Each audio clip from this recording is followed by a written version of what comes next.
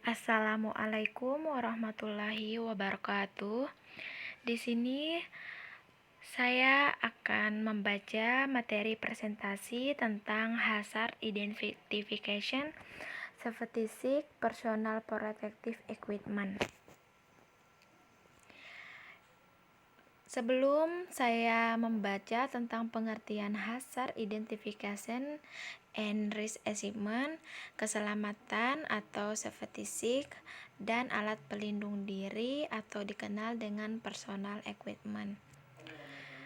Dalam era globalisasi, di bidang industri dan perdagangan menyebabkan arus keluar masuk produk barang dan jasa antar negara lebih mudah dan cepat, sehingga persaingan akan semakin ketat.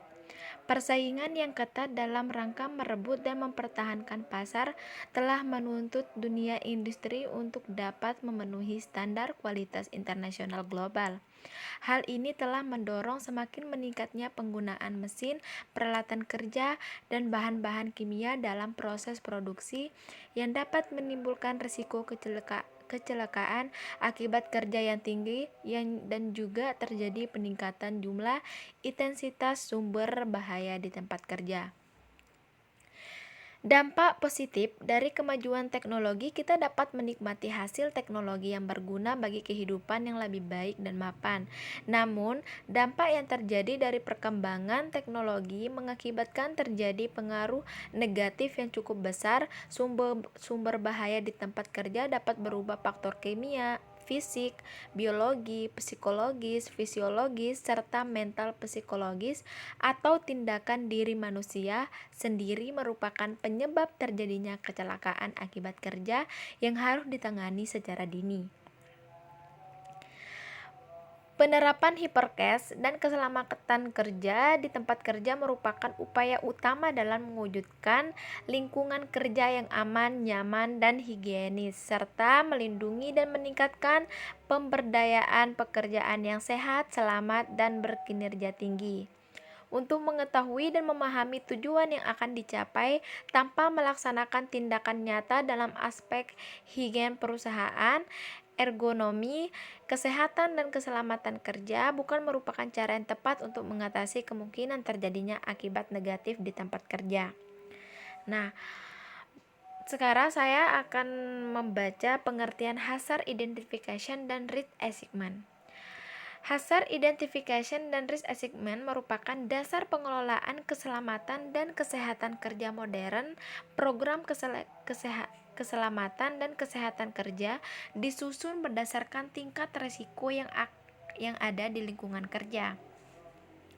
Sedangkan keselamatan atau yang sering disingkat safety SIG ini merupakan rambu-rambu keselamatan dan kesehatan kerja yang merupakan tanda-tanda yang dipasang di tempat kerja atau laboratorium guna mengingatkan atau mengidentifikasi pada semua pelaksana kegiatan di sekeliling tempat tersebut terhadap kondisi risiko yang terkait dengan keselamatan dan kesehatan kerja.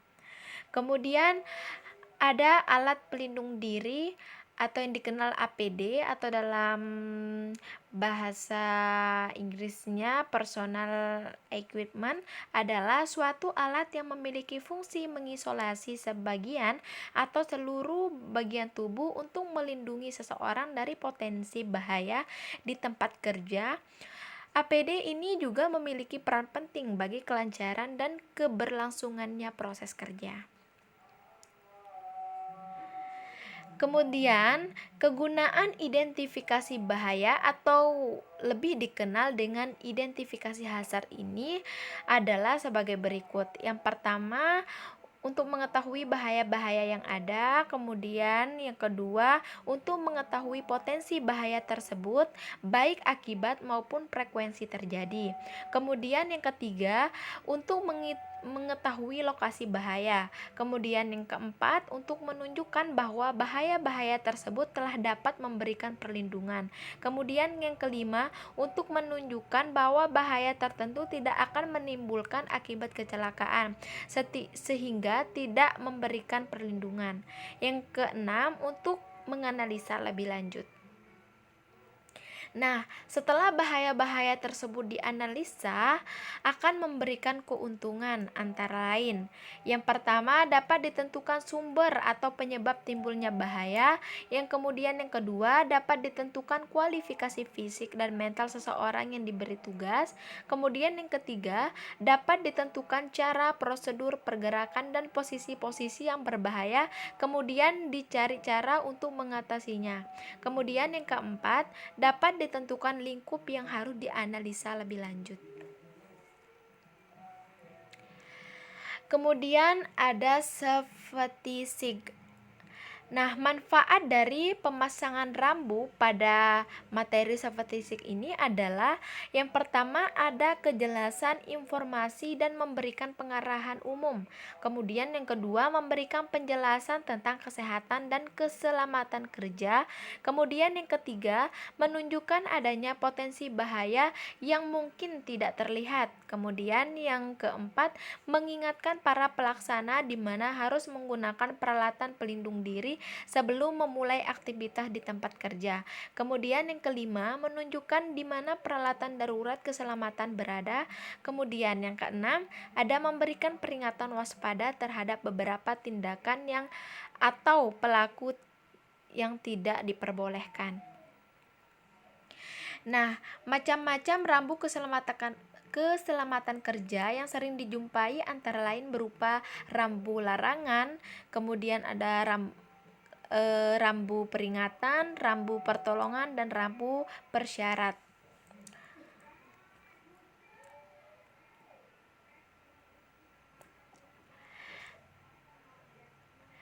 Rambu-rambu yang harus ada pada laboratorium bordir antara lain pada safety sig ini, yang pertama ada rambu larangan untuk merokok, yang kemudian rambu larangan untuk membawa makanan minuman ke dalam ruangan, kemudian yang ketiga ada tegangan tinggi, kemudian yang keempat tabung gas untuk pemadam kebakaran, kemudian yang kelima pertolongan pertama atau kotak P3K, kemudian yang keenam perintah menggunakan alas kaki, ketujuh menggunakan seragam kerja atau jas lab, kemudian yang ke-8 menjaga kebersihan, kemudian yang ke-9 ada membuang sampah pada tempatnya, kemudian yang terakhir ada hati-hati tersandung.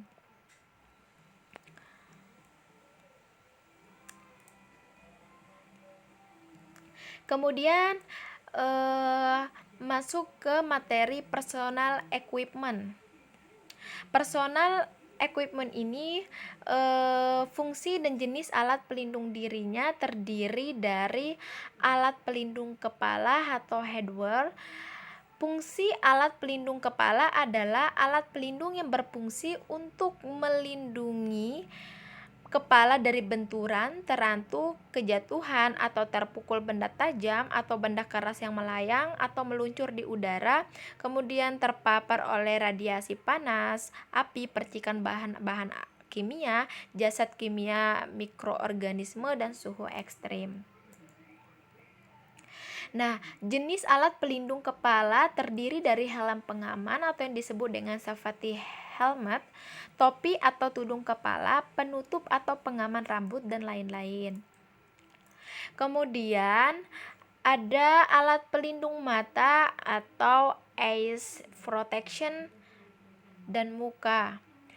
Fungsi alat pelindung mata dan muka adalah alat pelindung yang berfungsi untuk melindungi mata dan muka dari paparan bahan kimia berbahaya, paparan partikel-partikel yang melayang di udara dan di badan air, percikan benda-benda kecil, panas atau uap panas, radiasi gelombang elektromagnetik yang mengion maupun yang tidak mengion, pancaran cahaya, benturan atau pukulan benda keras atau benda tajam.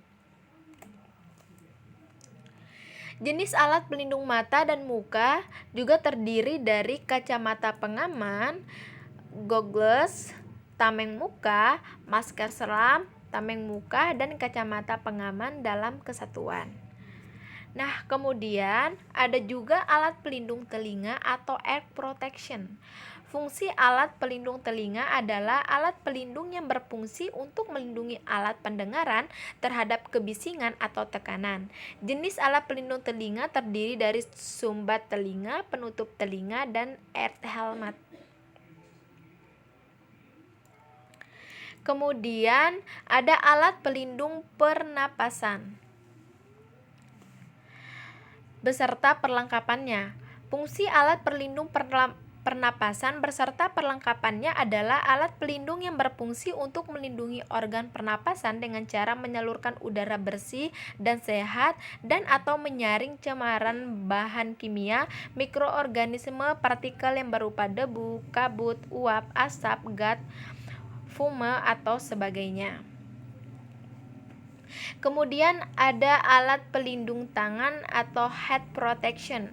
Fungsi alat pelindung tangan atau sarung tangan adalah alat pelindung yang berfungsi untuk melindungi tangan dan jari-jari tangan dari pajanan api, suhu panas, suhu dingin, radiasi elektromagnetik, radiasi mengion, arus listrik, bahan kimia, benturan, pukulan, dan tergores, terinfeksi zat patogen berupa virus, bakteri, dan zat renik.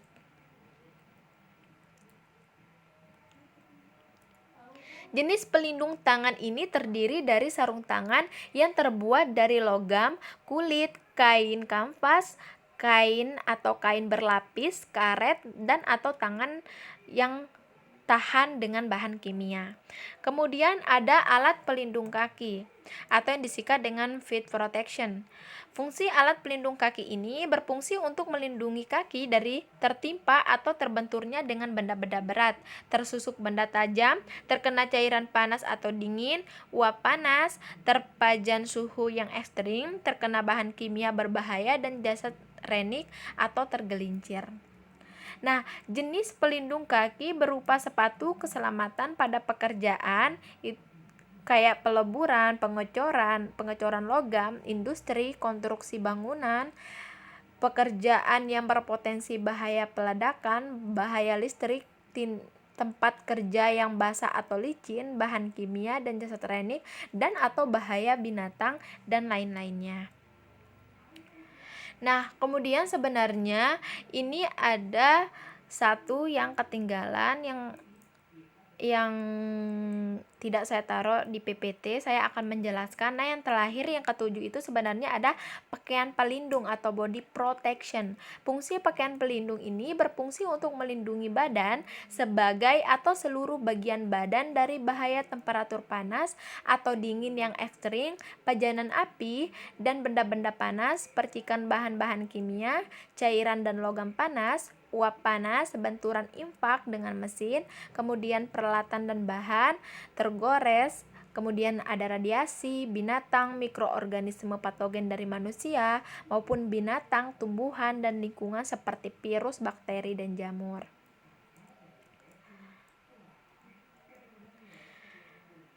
Nah, kemudian kesimpulan dari materi yang ketiga tadi adalah bahwa dapat disimpulkan Hazard Identification dan Risk Assessment merupakan dasar pengelolaan keselamatan dan kesehatan kerja modern. Program keselamatan dan kesehatan kerja disusun berdasarkan tingkat risiko yang ada di lingkungan kerja. Setiap bahaya dengan kondisi risiko bagaimanapun diharapkan dapat dihilangkan atau diminimalkan sampai pada batas yang dapat diterima baik dari kaidah keilmuan maupun tuntunan hukum. Identifikasi bahaya, penilaian dan pengendalian risiko keselamatan dan kesehatan kerja bagi yang melakukan dengan menemukan sumber bahaya di tempat kerja yang berasal dari faktor pekerjaan pada manusia, peralatan atau mesin dan lingkungan. Upaya tersebut dapat menurunkan atau menghilangkan risiko kecelakaan dan penyakit akibat kerja yang ada. Dengan atau menghilangkan risiko di tempat kerja, maka risiko kecelakaan dan penyakit akibat kerja dapat ditekan seminimal mungkin. Dengan demikian, diperoleh kondisi tempat kerja yang lebih aman. Kemudian, kesehatan dan keselamatan kerja adalah suasana usaha, dan upaya untuk menciptakan perlindungan dan keamanan dari risiko kecelakaan dan bahaya, seperti bahaya fisik, mental, maupun emosional terhadap pekerja, perusahaan, masyarakat, dan lingkungan. Jadi, berbicara mengenai kesehatan dan keselamatan kerja ini tidak melulu membicarakan masalah keamanan fisik dari para pekerja, tetapi menyangkut berbagai unsur dari pihaknya.